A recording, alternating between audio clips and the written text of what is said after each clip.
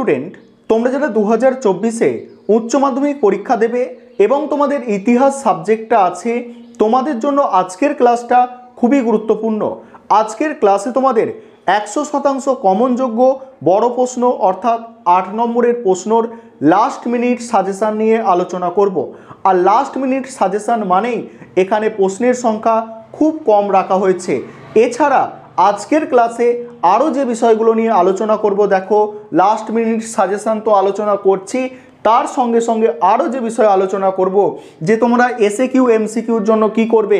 কারণ তোমাদের এমসিকিউ থাকে 24টা, এসএকিউ থাকে 16টা, অর্থাৎ এমসিকিউ এসএকিউ মিলিয়ে তোমাদের কিন্তু 40 নম্বর। এই 40 নম্বরটাও কিন্তু তোমাদের জন্য খুবই গুরুত্বপূর্ণ। তারপরে এইচএস এক্সামে অর্থাৎ এইচএস পরীক্ষায় টেস্ট পেপারের যে ভূমিকা কি আছে, অর্থাৎ তোমাদের যে টেস্ট পেপার আছে সেই টেস্ট পেপার তোমাদের জন্য কতটা গুরুত্বপূর্ণ সেই বিষয়টা নিয়েও আলোচনা করব। এবং শেষে আলোচনা করব তোমরা এই যে কটা দিন বাকি আছে এই কটা দিন কম পড়াশোনা করে, অর্থাৎ কম বলতে কি বুঝে পড়াশোনা করে কিভাবে এই ইতিহাস সাবজেক্টটায় 90%-র বেশি নম্বর পেতে পারবে সেটা নিয়েও আলোচনা করব। চলো আজকে প্রথমে সাজেশানটা আলোচনা করে নিই। আর সাজেশানটা অধ্যায় ভিত্তিক আলোচনা করা হচ্ছে, ঠিক আছে? অধ্যায় ভিত্তিক সাজেশান আলোচনা করা হচ্ছে। তার আগে আরেকটা জিনিস তোমাদের ক্লিয়ার করে দিই যে তোমাদের টোটাল 8টা অধ্যায় আছে। কি বললাম?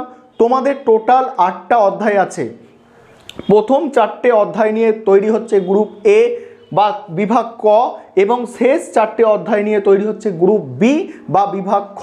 তোমাদের পরীক্ষায় প্রথম এই যে বিভাগ অর্থাৎ গ্রুপ এ থেকে তোমাদের 4টে প্রশ্ন পরীক্ষায় আসে, গ্রুপ বি থেকে 4টে প্রশ্ন পরীক্ষায় আসে, এখান থেকে 4টে প্রশ্ন পরীক্ষায় দেওয়া থাকে। এখান থেকে মিনিমাম তোমাদের 2টো অ্যান্সার করতে হবে, এখান থেকে তোমাদের মিনিমাম 2টো অ্যান্সার করতে হবে, এবং আরেকটা যে কোনো বিভাগ থেকে করতে হবে। অর্থাৎ মোট 5টা প্রশ্নের কিন্তু অ্যান্সার তোমাদের বড় প্রশ্ন করতে হবে। সেক্ষেত্রে প্রথম যে গ্রুপটা আছে অর্থাৎ 1 থেকে 4 নম্বর অধ্যায় পর্যন্ত গ্রুপ এ, এই 1 থেকে 4 নম্বর অধ্যায় পর্যন্ত যে অধ্যায়গুলো আছে সেখান থেকে যে প্রশ্নগুলো তোমরা তৈরি করবে সেটা শুনে নাও। প্রথম অধ্যায়ে সবথেকে গুরুত্বপূর্ণ যে প্রশ্ন জাদুঘর সম্পর্কে একটা প্রশ্ন এবছর পরীক্ষায় আসতেই চলেছে, ঠিক আছে? তোমরা বিভিন্ন টেস্ট পেপার ফলো করেছো, তোমরা সেখানেও দেখেছো, বা টেস্ট পরীক্ষা দিয়েছো সেখানেও তোমরা দেখেছো যে প্রথম অধ্যায় থেকে যে জাদুঘর যে কোশ্চেনটা আছে, অর্থাৎ জাদুঘর কাকে বলে, জাদুঘরের প্রকারভেদ বা ইতিহাস পুনর্গঠনে জাদুঘরের গুরুত্ব, এই জাদুঘর দিয়ে একটা প্রশ্ন প্রথম অধ্যায় থেকে অবশ্যই আসবে। তারপরে প্রথম অধ্যায় থেকে আরও একটা গুরুত্বপূর্ণ প্রশ্ন যেটা দেখা যাচ্ছে সেটা হচ্ছে লোককথার সংজ্ঞা ও বৈশিষ্ট্য ও গুরুত্ব। লোককথা, তাহলে প্রথম অধ্যায় থেকে 2টো প্রশ্ন গুরুত্বপূর্ণ পাওয়া যাচ্ছে। একটা হচ্ছে জাদুঘরের কি পড়বে, জাদুঘরের সংজ্ঞা পড়বে, অর্থাৎ জাদুঘর কাকে বলে, জাদুঘরের প্রকারভেদ এবং অতীত পুনর্গঠনে জাদুঘরের যে ভূমিকা বা গুরুত্ব। আরেকটা কি লোককথা কাকে বলে, লোককথার বৈশিষ্ট্য এবং লোককথার গুরুত্ব। এই 2টো প্রশ্ন প্রথম অধ্যায় থেকে সবথেকে গুরুত্বপূর্ণ প্রশ্ন। তারপরে আসি 2 নম্বর অধ্যায়। 2 নম্বর অধ্যায় থেকে যে প্রশ্ন সবথেকে গুরুত্বপূর্ণ তোমাদের সেটা হচ্ছে উপনিবেশবাদ ও সাম্রাজ্যবাদ বিষয়ে হবসন ও লেনিনের তত্ত্ব। কি বললাম? উপনিবেশবাদ ও সাম্রাজ্যবাদ বিষয়ে হবসন লেনিনের তত্ত্ব। এই প্রশ্নটা দ্বিতীয় অধ্যায় থেকে সবথেকে গুরুত্বপূর্ণ। আর এখান থেকে আরও যে প্রশ্ন করবে উপনিবেশবাদ বলতে কি বোঝো, ঠিক আছে, এবং উপনিবেশবাদ বা সাম্রাজ্যবাদ উদ্ভবের কারণ। উপনিবেশবাদ বা সাম্রাজ্যবাদ বলতে কি বোঝো, উপনিবেশবাদ বা সাম্রাজ্যবাদ উদ্ভবের কারণ। আরও একটা প্রশ্ন 2 নম্বর অধ্যায় থেকে তোমরা দেখে যেতে পারো, সেটা হচ্ছে কি উপনিবেশিক সমাজে জাতি সংক্রান্ত প্রশ্ন এবং তার প্রভাব আলোচনা করো। উপনিবেশিক সমাজে জাতি সংক্রান্ত প্রশ্ন এবং তার প্রভাব আলোচনা করো। এই গেল তোমাদের দ্বিতীয় অধ্যায়। এবারে 3 নম্বর অধ্যায় থেকে যে প্রশ্নগুলো সবথেকে গুরুত্বপূর্ণ সেটা এবারে শুনে নাও। 3 নম্বর অধ্যায় থেকে তোমরা করবে যে ক্যান্টন বাণিজ্যের প্রধান বৈশিষ্ট্য এবং এই বাণিজ্যের অবসান কেন ঘটে। ক্যান্টন বাণিজ্যের প্রধান বৈশিষ্ট্য এবং এই বাণিজ্যের অবসান কেন ঘটে। 3 নম্বর অধ্যায় থেকে এই প্রশ্নটা গুরুত্বপূর্ণ। আরেকটা প্রশ্ন 3 নম্বর অধ্যায় থেকে বলবো, মোস্ট ইম্পর্টেন্ট প্রশ্ন, টেস্ট পেপারের প্রায় বেশিরভাগ পেজেই এটা তোমরা পেয়ে যাবে, সেটা হচ্ছে ভারতে রেলপথ প্রবর্তনের উদ্দেশ্য ও প্রভাব আলোচনা করো। ভারতে রেলপথ প্রবর্তনের উদ্দেশ্য ও প্রভাব আলোচনা করো। এটা গেল এই 3 নম্বর অধ্যায় থেকে দুটো গুরুত্বপূর্ণ প্রশ্ন। তারপরে 4 নম্বর অধ্যায়। 4 নম্বর অধ্যায় থেকে তো মোস্ট ইম্পর্টেন্ট প্রশ্ন হচ্ছে চীনের চৌঠা মে আন্দোলনের কারণগুলি আলোচনা করো এবং এই আন্দোলনের প্রভাব লেখো। কি বললাম? চীনে চৌঠা মে আন্দোলনের কারণ এবং এই আন্দোলনের প্রভাব লেখো। এটা মোস্ট ইম্পর্টেন্ট প্রশ্ন। আরও যদি বলতে পারো যে 4 নম্বর অধ্যায় থেকে আরও একটা গুরুত্বপূর্ণ প্রশ্ন কি, বাংলার নবজাগরণের প্রকৃতি আলোচনা করো। বাংলার নবজাগরণের প্রকৃতি আলোচনা করো। তাহলে তোমাদের গ্রুপ এ অর্থাৎ 1 নম্বর অধ্যায় থেকে 4 নম্বর অধ্যায় পর্যন্ত যে মোস্ট ইম্পর্টেন্ট প্রশ্ন আছে সেগুলো তোমাদের কিন্তু আমি বলে দিলাম। তারপরে গ্রুপ বি শুরু হচ্ছে, সেটা 5 নম্বর, 6 নম্বর, 7 নম্বর, 8 নম্বর অধ্যায় নিয়ে।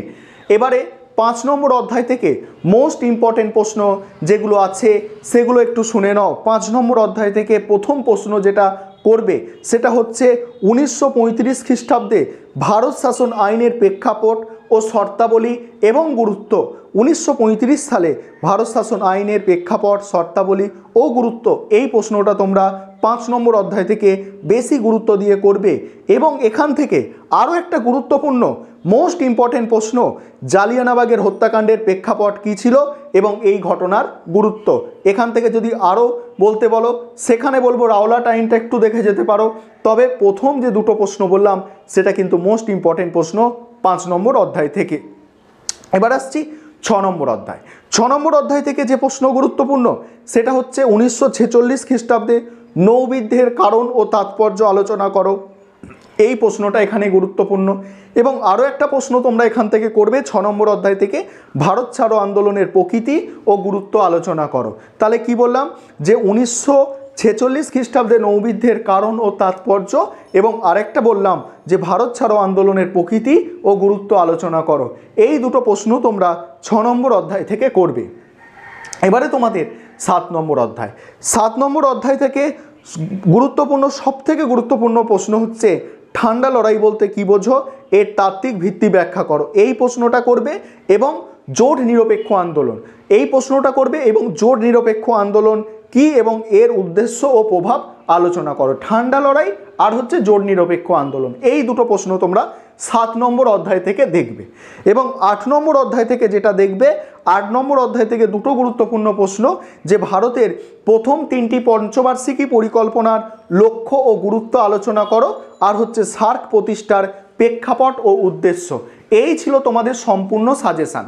এবারে তোমরা এসএকিউ এবং এমসিকিউর জন্য কি করবে সেটা নিয়ে আসবো। এসএকিউ এমসিকিউর জন্য যেটা তোমরা করতে পারো, বিগত 5 থেকে 6 বছরের পিওয়াইকিউ কোয়েশ্চেন ফলো করো। অর্থাৎ বিগত 5 থেকে 6 বছরের প্রিভিয়াস ইয়ার্সের প্রশ্নপত্রে যত এসএকিউ এবং এমসিকিউ আছে এগুলোকে তোমরা সলভ করে নাও। সেখান থেকে তোমরা এই 40টা প্রশ্নের মধ্যে প্রায় 30টা প্রশ্ন তোমরা কমন পেয়ে যাবে। কি বললাম তোমাদের, যে বিগত 5-6 বছরের প্রশ্নপত্র থেকে যদি এসএকিউ এমসিকিউ সলভ করে যাও তাহলে 40টা এসএকিউ এমসিকিউ থাকে, সেখান থেকে তোমরা মিনিমাম 30টার মতো প্রশ্ন কমন পেয়ে যাবে। আর থাকে 10টা প্রশ্ন। এই 10টা প্রশ্ন করার জন্য, অর্থাৎ 40-এর কাছাকাছি পাওয়ার জন্য, 37-38 পাওয়ার জন্য কি করবে, তোমরা টেস্ট পেপার নেবে। এবারে আসছে টেস্ট পেপারের ভূমিকা। এখানে টেস্ট পেপারের আমি দুরকম ভূমিকার কথা বলবো। একটা ভূমিকা হচ্ছে ছোট প্রশ্নর ক্ষেত্রে। ছোট প্রশ্ন বিগত 5-6 বছরের তোমরা সলভ করছো বিগত বছরের প্রশ্নপত্র, তারপরেই ধরবে তোমরা টেস্ট পেপার। টেস্ট পেপারের একদম সেট ধরে ধরে প্রায় 10টা সেট, 8 থেকে 10টা সেট তোমরা ছোট প্রশ্ন সলভ করো, এসএকিউ এমসিকিউ সলভ করো। সেখানে দেখবে যে বিগত বছরের যে প্রশ্নপত্র করেছো সেখান থেকেই তোমরা 60% বা 70% ছোট প্রশ্ন কমন পাচ্ছ, বাকি 30% প্রশ্ন নতুন পাবে। তোমরা সেই নতুন প্রশ্নগুলো দেখে যাবে, সেখান থেকে পরীক্ষায় কমন পাবে। টেস্ট পেপার এবারে কটা ব্যবহার করবে সেটাও প্রশ্ন থাকে মনে। টেস্ট পেপার কি একটা এবিটিও ব্যবহার করবো না ডব্লিউবিটিও ব্যবহার করবো? দেখো, এবিটিও টেস্ট পেপার ভালো, ডব্লিউবিটিও ভালো। যে কোনো টেস্ট পেপার তোমরা ব্যবহার করো। যাদের তোমাদের একটা টেস্ট পেপারে তোমাদের কমপ্লিট হয়ে যাচ্ছে, তোমরা আরেকটা টেস্ট পেপার সেক্ষেত্রে ধরতে পারো। এটা হচ্ছে ছোট প্রশ্নর ক্ষেত্রে টেস্ট পেপারের ভূমিকা। এবং টেস্ট পেপারের আরও একটা যে ভূমিকা আছে, তোমরা নিজেকে যাচাই করতে পারবে। কিভাবে নিজেকে যাচাই করতে পারবে? তোমাদের পরীক্ষার সময় কত? 3 ঘন্টা 15 মিনিট। এই 3 ঘন্টা 15 মিনিটের মধ্যে তোমাদের যা লেখার বা যা তোমাদের পাণ্ডিত্য অর্জন করেছো সেটাকে কিন্তু দেখানোর সময়, মানে এর বেশি টাইম তোমাদের কিন্তু দেওয়া হয় না পরীক্ষা হলে। সেক্ষেত্রে তোমাদের কি করতে হবে? 15 মিনিট তো কোয়েশ্চেন দেখার জন্য, কোয়েশ্চেনটা ভালো করে দেখবে 15 মিনিট, বা তোমরা 15 মিনিট, এই 15 মিনিটের মধ্যে কোয়েশ্চেন দেখা, লাস্টে খাতা মিলিয়ে দেখা যে ঠিকঠাক লিখলাম কিনা, দাগ নম্বর ঠিক দিলাম কিনা, এইগুলো দেখার কথা। এবং 3 ঘন্টা থাকে তোমাদের লেখার জন্য। সেই 3 ঘন্টার মধ্যে তোমরা যে 80 নম্বরের উত্তর, সেটা 80 নম্বরের অ্যান্সার করতে পারছো কিনা দেখো। অনেক সময় প্রশ্ন কমন পাওয়া যায়, তবে সময়ের অভাবে ছাত্রছাত্রীরা যেটা করে, বা ছাত্রছাত্রীরা বারবারই বলে যেটা, সময়ের অভাবে কিন্তু তারা লিখে আসতে পারে না। সেক্ষেত্রে তোমাদের কি বলবো? সেক্ষেত্রে তোমাদের বলবো যে তোমরা টেস্ট পেপারে, যে কোনো টেস্ট পেপার হতে পারে, এবিটিএ হতে পারে, ডাব্লিউবিটিএ হতে পারে, এই দুটো টেস্ট পেপারের মধ্যে যে কোনো টেস্ট পেপার নাও। টেস্ট পেপারে যে কোনো একটা সেট, একদম সেট, নতুন একটা সেট তোমরা দেখো। সেই সেটের মধ্যে কত পার্সেন্ট তোমরা, কত নম্বরের, 80-র মধ্যে কত নম্বরের প্রশ্নের উত্তর তোমরা 3 ঘন্টা 15 মিনিটের মধ্যে কমপ্লিট করতে পারছো, সেটা তোমরা দেখে নাও। যে কটা সেট তোমরা বেশি প্র্যাকটিস করবে এইভাবে পরীক্ষা দিয়ে বাড়িতে, ততই তোমাদের কিন্তু ভিতটা মজবুত হবে, এবং পরীক্ষা হলে ততই তোমরা ভালোভাবে অ্যান্সার করে আসতে পারবে। এই ছিল আজকের ক্লাসটা অবশ্যই নিজেদের বন্ধুবান্ধবদের মধ্যে শেয়ার করে তাদেরও বিষয়বস্তুগুলো বোঝার সুযোগ করে দাও। এবং চ্যানেলে নতুন এসে থাকলে চ্যানেল সাবস্ক্রাইব করে সঙ্গে থেকো, কারণ পরবর্তীকালে তোমরা যখন কলেজে যাবে সেক্ষেত্রে তোমরা অনেকটাই এখান থেকে হেল্প পাবে। আরেকটা বিষয় তোমাদের বলবো, যেটা যে সম্পূর্ণ যারা সাজেশান দেখতে চাও, অর্থাৎ আরও যেসব প্রশ্ন তোমরা করতে চাও, কেউ আছো আরও বেশি প্রশ্ন করবে, তোমরা একটু স্ক্রিন রেকর্ডের মাধ্যমে এক্সট্রা প্রশ্নগুলো বলে দিচ্ছি, তোমরা দেখে নাও। এবারে তোমরা সম্পূর্ণ সাজেশানটা দেখে নাও। দেখো অধ্যায়ভিত্তিক যে সাজেশানটা তোমাদের জন্য রেডি করা হয়েছিল, 1 নম্বর অধ্যায় থেকে দেখো, 1 নম্বর অধ্যায় থেকে মোট প্রশ্ন দেওয়া হয়েছিল 5টা। এখানে যে স্টার দেওয়া আছে, সেটা স্টারটা কি বোঝাচ্ছে? প্রশ্নের যে গুরুত্ব সেটা বোঝাচ্ছে। 3টে স্টার যেগুলো দেওয়া আছে সেগুলো অধিক গুরুত্বপূর্ণ, যেগুলো কম স্টার দেওয়া আছে সেই প্রশ্নগুলো একটু কম গুরুত্বপূর্ণ, আর যেগুলো স্টার দেওয়াই নেই সেগুলো আরও কম আছে, ঠিক আছে। তারপর দ্বিতীয় অধ্যায় দেখো, দ্বিতীয় অধ্যায়টা স্টার দেওয়া আছে, কারণ দ্বিতীয় অধ্যায়টাই স্টার দেওয়া আছে, কারণ 2023 সালে যে এইচএস পরীক্ষা হয়েছে সেখানে কিন্তু দ্বিতীয় অধ্যায় থেকে কোনো প্রশ্ন আসেনি, সুতরাং এই অধ্যায় থেকে এবছরে প্রশ্ন আসতেই চলেছে সেটা কিন্তু নিশ্চিত, তাই দ্বিতীয় অধ্যায়টাই স্টার দেওয়া আছে, ঠিক আছে। দ্বিতীয় অধ্যায় থেকে তোমাদের টোটাল 5টা প্রশ্ন দেওয়া আছে। তারপরে দেখো 3 নম্বর অধ্যায়, 3 নম্বর অধ্যায় থেকে দেখো, 3 নম্বর অধ্যায় থেকে যে প্রশ্নগুলো দেওয়া আছে তোমরা দেখতেই পাচ্ছ। 3 নম্বর অধ্যায় থেকে এই পেজে 4টে প্রশ্ন তোমরা দেখতে পাচ্ছ, পরের পেজে আরও একটা প্রশ্ন দেওয়া আছে। এবারে 4 নম্বর অধ্যায়, 4 নম্বর অধ্যায় থেকে দেখো 4টে প্রশ্ন দেওয়া আছে, তারপর মধ্যে মোস্ট ইম্পর্টেন্ট প্রশ্ন এটাই তোমাদের বললাম, এটাই পরীক্ষায় আসতে পারে, চৌঠা মে আন্দোলন যেটা আছে। তারপর 5 নম্বর অধ্যায়, 5 নম্বর অধ্যায় থেকে টোটাল তোমাদের প্রশ্ন দেওয়া আছে 4টে, তার মধ্যে জালিয়ানবাগের হত্যাকাণ্ড, 1935 খ্রিস্টাব্দে ভারত শাসন আইনের প্রেক্ষাপট, এই দুটো গুরুত্বপূর্ণ বলেই দিয়েছি। 6 নম্বর অধ্যায় থেকে প্রশ্ন দেওয়া আছে, টোটাল প্রশ্ন দেওয়া আছে তোমাদের 4টে, সেখানে নৌবিদ্য গুরুত্বপূর্ণ বলেছি, আর আরেকটা বলেছি তোমাদের নৌবিদ্য গুরুত্বপূর্ণ বলেছি, এবং ভারত ছাড়ো আন্দোলনের প্রকৃতি গুরুত্ব, এটা গুরুত্বপূর্ণ বলেছিলাম, ঠিক আছে। তারপর 7 নম্বর অধ্যায়, 7 নম্বর অধ্যায় থেকে দেখো এই পেজে 3টে প্রশ্ন দেখতে পাচ্ছ, তার মধ্যে এই পেজ থেকে ঠান্ডা লড়াইটা গুরুত্বপূর্ণ বললাম, আর এখানে দেখো দুটো প্রশ্ন দেখতে পাচ্ছ, সেখান থেকে বলেছি আমি জোট নিরপেক্ষতা গুরুত্বপূর্ণ বেশি। তারপর 8 নম্বর অধ্যায়, 8 নম্বর অধ্যায় থেকে টোটাল 4টে প্রশ্ন দেওয়া আছে, সেখান থেকে আমি সার্কটা গুরুত্বপূর্ণ বলেছি, আর এই 3টে পঞ্চবার্ষিকী পরিকল্পনা যেটা আছে, এই 3টে পঞ্চবার্ষিকী পরিকল্পনা গুরুত্বপূর্ণ বলেছি। এই ছিল তোমাদের সম্পূর্ণ সাজেশান। এবারে তোমরা সম্পূর্ণ সাজেশানটা দেখে নাও। দেখো অধ্যায়ভিত্তিক যে সাজেশানটা তোমাদের জন্য রেডি করা হয়েছিল, 1 নম্বর অধ্যায় থেকে দেখো, 1 নম্বর অধ্যায় থেকে মোট প্রশ্ন দেওয়া হয়েছিল 5টা। এখানে যে স্টার দেওয়া আছে, সেটা স্টারটা কি বোঝাচ্ছে? প্রশ্নের যে গুরুত্ব সেটা বোঝাচ্ছে। 3টে স্টার যেগুলো দেওয়া আছে সেগুলো অধিক গুরুত্বপূর্ণ, যেগুলো কম স্টার দেওয়া আছে সেই প্রশ্নগুলো একটু কম গুরুত্বপূর্ণ, আর যেগুলো স্টার দেওয়াই নেই সেগুলো আরও কম আছে, ঠিক আছে।